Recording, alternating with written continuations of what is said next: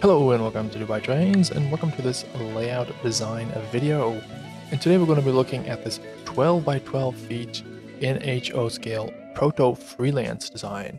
So I want to use this video as an opportunity to explain a little introduction to what is proto-freelance and how do we use that mindset to come to this design. So for proto-freelance, you need a prototype. It's Fayetteville in North Carolina. And when you design a layout about a prototype, you can design and look at different aspects. Maybe you want to mimic the realistic side of the network, the railroad network. As you see here with the South End subdivision crossing the Aberdeen and Rockfish Railroad. That can be one aspect. It can also be how you operate the railroad. It can be a certain manifest that you want to copy, or it can be, as in our case, a certain track plan and more a scenery that we're going to mimic. So because we're looking at scenery, we're going to switch to the satellite view. And the goal for this layout is that if you're familiar with the area, that you recognize certain sections and certain track plans and certain industries that are there. So it doesn't have to be 100% accurate, but you can recognize it. So with that in mind, the client sent me different images of locations that he wants to have reminded and somehow represented on the layout. So let's just have a look at the first one. And the first one is quite interesting. It's here towards the city center of Fayetteville on Blunt Street. So we're looking at a scene like this, which is quite unique. Question is, why is it unique? And what are we seeing? And what can we copy? What can we mimic? What can we replicate on our railroad? Because we don't have space to build everything. So we're just going to take the core features. And in this case, the core feature is obviously the track, that we have a main line here and something that veers off to the left. We have a siding right here. We have a spur right here that serves this industry, which has an interesting shape, this triangle, loading bays on the front. And I think this is also a core feature. This building with this that's called a jagged edge here, this one as well, that's here on the right. And zooming out a little bit, how does it sit in landscape? Well, we have some trees, bushes on the left, we have a road, then we have some vacant lot on the other side. So if we transplant that into the layout, this is what we got out. So again, we have this Y right here. That's the main feature. We have this triangle-shaped structure right here. We have the loading bays at the front. We have a road here going by. And as I said, how it sits in landscape, we have some bushes. So I added that. There's also a blunt creek here. I added that for a different reason, but it's on here. And these buildings here with this jagged edge, I wanted to represent that as well. Looking at the track plan, there are some differences. I'll come back to that later, mainly this siding right here. We need to talk about that. So as you see, we mirror this image. So what was right is now left. And again, we're not looking to make a replica of the location, but something that represents the location. So I think we did that quite well. Now, if you're looking at this and you're thinking, wow, I want this on my layout as well, or I want to have a layout that represents my hometown, please do have a look on my website. You can find the link in the comments down below, modelrailroaddesigns.com, where I offer my layout design services. So that was another relatively easy one, just because the industry was not that big and it was easy to compress. But now let's have a look at a more difficult one. And as you see, it's a massive industry, so we really have to be selective. We have a storage yard here on the right. There's even some switching here happening for the recycling. I think that's a different industry. There's a track coming up here in the north, and this is the main facility of the DAC Americas. And this is the main section we're going to be looking at right here in the bottom. So let's just turn it around, and the question is, from a visual view, forget about operations for a minute. What is so characteristic about this area? And I think it's cars here, the offloading areas, and then this little maneuver here with these two turnouts that just give a little zigzag in the track leading into this offloading, or I think loading facility right here, where the hoppers go in, are covered, and then unload. Let's have a look at the track plan first. So you see, that's exactly what I copied here. This is the main feature. Like I said, we don't have a lot of space. It's 12 by 12 feet, so we left a lot of tracks out. We basically left most of this northern section right here out. We do have two tracks here for offloading the hoppers. And then this track, I want to incorporate it, so I move that up here. So we can have a tank car as well going to this facility. That would be nice. And for all the rest of it, we just left it. And in terms of operations, we have a siding going from here to here. So you can do a run around and then spot the cars here after you came in, and do a run around and get your engine to the front and pick up cars as well leaving. So that's great. You can also spot cars on this track right here. So that gives some extra functionality. And then of course, track here on the right, 2 tracks in the track right there. Now, in terms of scenery, this is how I envision it. So the front of the layout is from this side, here and here. So that's what you see. I put some of the some tanks in here, and they all seem to be boxed in. So that's what we have. We have a tank here, they're all boxed in. I put some of these channels, overhead piping in as well. There's a lot of that going on the layout here to the left as well. So that's right there, the piping. And just flipping back to the satellite view, how does it sit in the land? Well, we have basically some bushes, some forest on the north side, and on the south side is all industry that we just covered. So we got the industry covered here on the north side, and the south side we just keep it open with some more greenery. There's some bushes right here behind this offloading facility. This is a tall structure, so this is going to obscure the view of the back wall anyway, so there's no need to put more structures here. Just keep it green, keep it open. And that also ties it into the setting of the entire layout, together with some more greenery right here. A big structure there, parking lot, we have that as well. Structure, a tiny parking lot. But again, it's all about representation.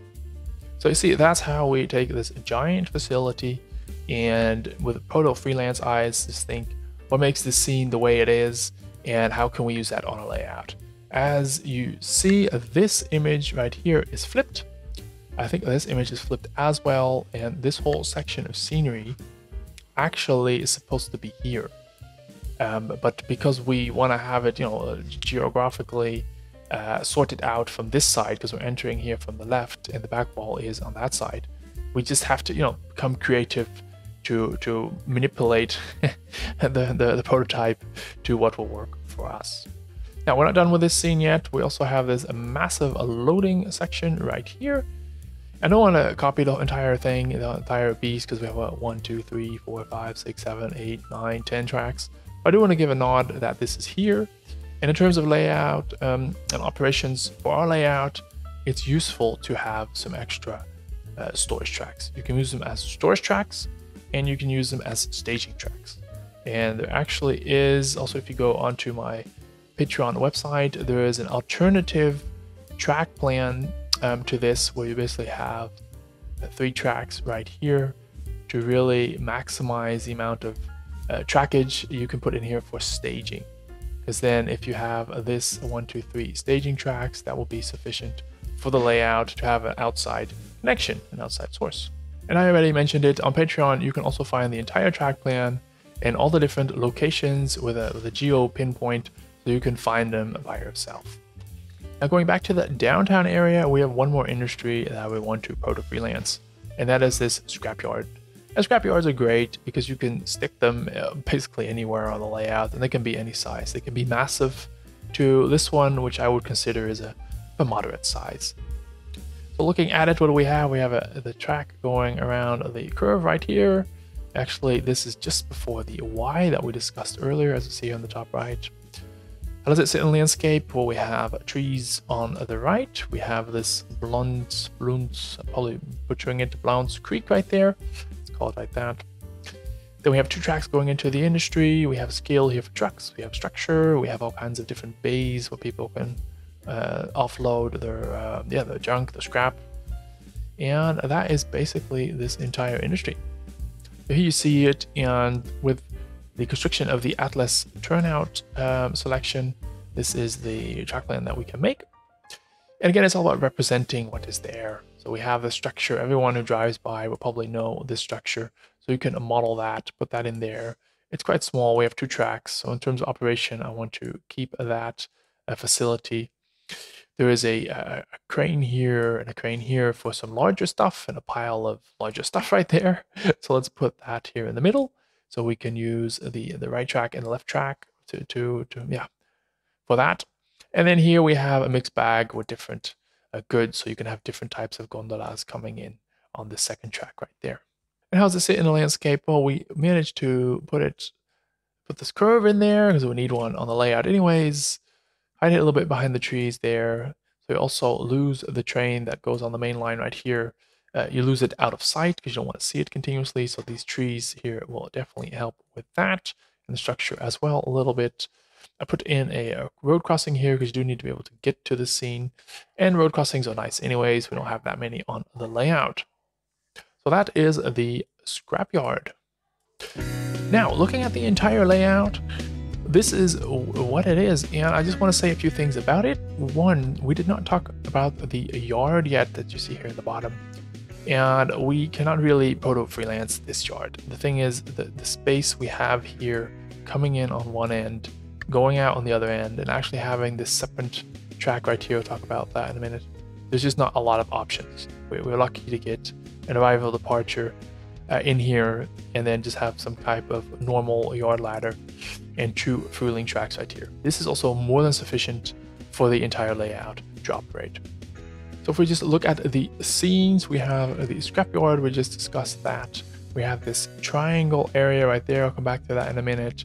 We have the gas distributor and the aggregate distribution right there. We have in the back, the biggest industry is this DAC Americas. And then the yard, we discussed that. I put in the Cape Fear River, that's a big feature for the area. The Blunt Creek right there, added that. And then Blunt Street right here as well. And I'll look a little bit more into the magic of the layout. There is a background right there. This river ties it all in, these 2 sceneries, but that's why I didn't want to extend this road, because I don't want to put too much focus on the backdrop. Right here on the left, it is actually hidden by this one structure right there. So looking from here, you just see a road and a structure, and the layout continues into the abyss right there.